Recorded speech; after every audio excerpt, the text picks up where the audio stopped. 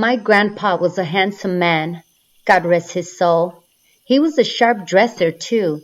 My grandpa reminded me of Elliot Ness, all dapper. He even wore those Al Capone-style hats. I suspect he must have been somewhat of a tomcat back in his prime, of course, long before he hooked up with my grandmother. He once told us of a funny incident where he was riding the Mexican metro. There was a busty woman standing near him in the crowded train as she held on to the metal railing for support. My grandpa reached over and groped the shapely passenger. She returned the gesture with a swift slap to his face. There was another occasion when my grandpa's skirt chasing didn't work out either. It was back when he was much younger, in the 1920s, around the same time as Prohibition. One night, my grandpa was out drinking with one of his good buddies, Ramon.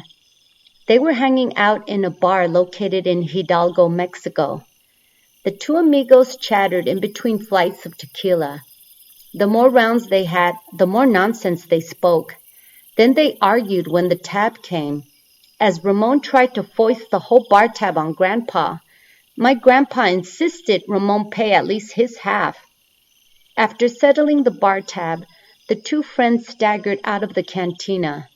They started on the dirt road headed towards home. After covering very little ground, Ramon started complaining that the road ahead seemed much longer than he remembered. He even went as far as to accuse my grandpa of taking him around the pueblo in circles. My grandpa was notorious for walking several kilometers daily, but this lazy Ramon hasn't even walked 25 yards yet. I know what, my grandpa said. We will cut through the forest and get home in half the time. My grandpa figured they would take advantage of the big full moon that was bright enough to light their path. The only caveat was that they would have to cross the river further down the trail. My grandpa was unsure if Ramon could cross the rickety bridge without losing his footing. It would serve him right to fall in the river after trying to make my grandpa pay the whole bar tab. As an added bonus, the cold water could sober Ramon up, too. So they took the shortcut through the woods. When they came to a fork in the road, this was the landmark where they were supposed to part ways and say, "See you later." But instead, they caught sight of a woman that came prancing down the trail ahead. My grandpa and Ramon couldn't believe their eyes. What was this lady doing out here this late? And all by herself? They thought for sure this was their lucky night. Grandpa said, "She's probably going to a party where there's more beautiful friends for us." Without a second thought, they followed the lady down the trail. This coquettish woman seemed to glide and float above the trail. The full moon made her white dress almost glow in the dark. Her long black hair swayed back and forth with every long stride. The two Mexicans hurried to catch up to this elusive señorita. The more they pursued, the farther she got. She whisked down the trail that led toward the Tula River. When she reached the water, they heard the infamous cry, "Ay, mis hijos!" This was none other than La Llorona. Both friends froze in their tracks. "Ay, mis hijos!"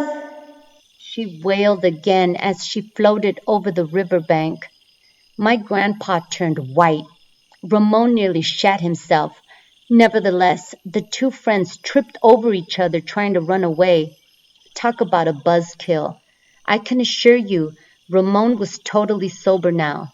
The two friends ended up running all the way back the same way they came. They took the long, scenic route back through the pueblo, retracing their steps, without any more complaints from Ramon.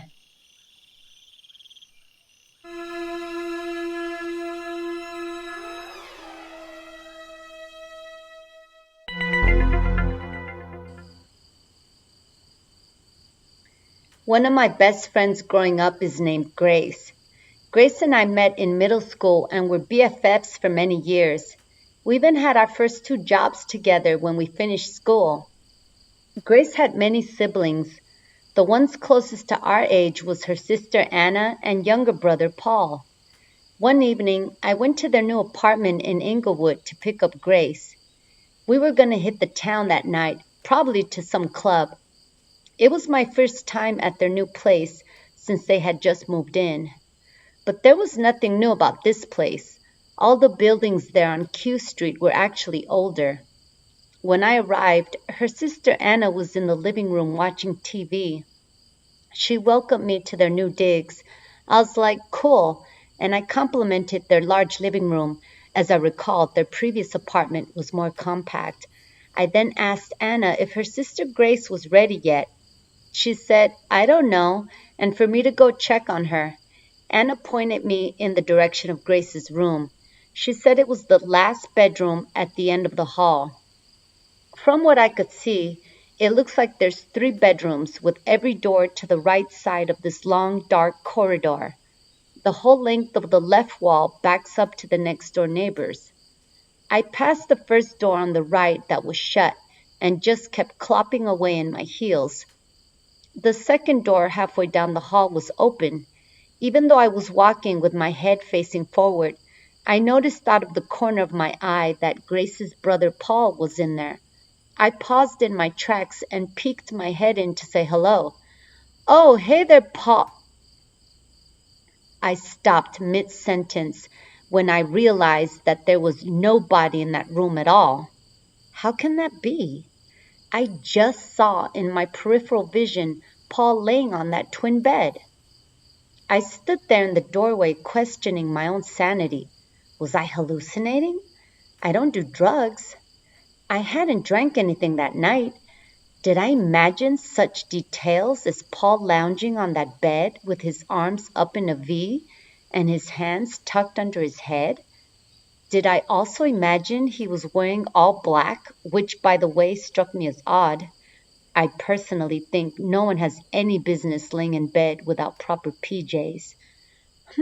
I thought, I better just find Grace so we could get out of here.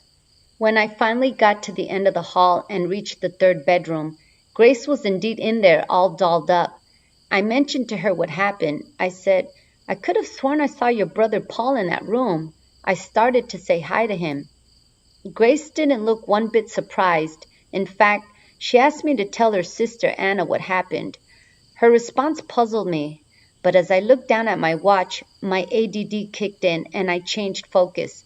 I said, hey, we better hurry up so we could get in ladies free before 10. We rushed out to the living room and I briefly told Anna that I thought I saw their brother in the middle room. I almost felt silly about it. Anna asked me, was he wearing black? Without me divulging any details of what I saw, Anna described everything the same. Anna told me that there's a ghost of a boy that haunts that apartment.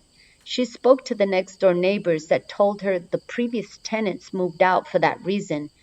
They thought for the longest time that their young son had an imaginary friend. When he was told to cut it out with the fake friend, the ghostly boy lashed out and wreaked havoc on the family. They fled, leaving most of their belongings behind, including that twin bed.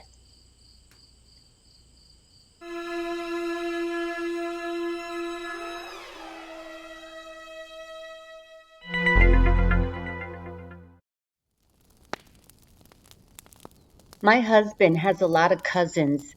One of his male cousins' name is Chris. He is the son of Aunt Scarlett from my mother-in-law's side of the family. Chris's wife was this tall, beautiful, robust woman named Tess. Tess had long brunette hair down to her back. She reminded me of Xena, the warrior princess, because she had the same build as Xena and those wrestling divas on TV. I admired Tess because she was in law enforcement, which made her a kick-ass chick in my book. Christopher and Tess were married with 2 children, a boy named Chris Jr. and a girl, little Katie. But despite this perfect family, 6 years ago, Tess committed suicide. This, of course, was a huge shock to all of us. Shortly after this tragedy, odd things happened to our extended family. The following evening, my husband Gary and I were watching TV in our living room. We had the big screen mounted on the very corner wall with two windows on either side of the TV. I was laying across the love seat, and Gary was lounging on the bigger couch. We had the sofas positioned in an L shape. We're watching some show on Netflix when all of a sudden I see a black shadow sweep across the inside of all four windows. It swept every curtain up as it swished through, one by one, making each curtain flutter as it flew by. I sprung up and looked at Gary with wide eyes. I was speechless at that moment. Gary turned to me with a look of horror on his face and asked, "What was that?" I was shocked, but at the same time relieved. "Did you see it too?" I asked. Usually, Gary's very skeptical and doesn't take me serious when I tell him I see things. But this time, I hadn't said one word. He saw it with his own eyes. "What was that?" he repeated. "It was Tess," I blurted, without a second thought and 100% certain. Aunt Scarlett, who was Tess's mother-in-law, wanted answers. She spoke to a close family friend named Tammy. Tammy has a psychic that she consults with on a regular basis. The medium told Tammy that our families should be praying for Tess because Tess took her own life and her soul was in limbo. That would explain that dark shadow that Gary and I saw flying through our windows. I just knew it was the tortured soul of Tess. The psychic also told Scarlett about a suspicious new friend that Tess had. This lady, the psychic said, was into some occult, weird stuff and may have influenced her demise. With this information in mind, Aunt Scarlett went on Tess's Facebook page to do some investigating of her own. She put her trolling skills to good use as she went through all of Tess's Facebook friends. One by one, she skimmed over, until there was one female that stood out like a sore thumb.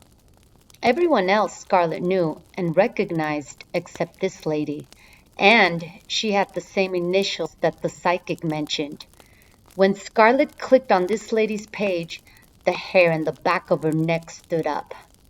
Even so, Scarlett kept digging deeper into this lady's profile and clicked through her pictures and Facebook posts. She definitely was a witch and into some occult shit.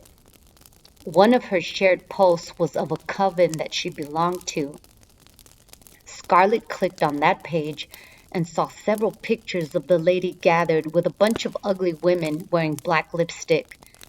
Another post was of the witch sitting in a brand new car and other pics of her posing in front of the vehicle. Scarlett also noticed that in the witch's home pictures that she had creepy symbols and decorations on her wall. There was one pentagram-looking thing that had a goat head within the symbol. Each decoration was more creepier than the next. The last straw was an upside-down cross that frightened Scarlett. This display gave Scarlett the heebie-jeebies, and she couldn't exit out of this page fast enough.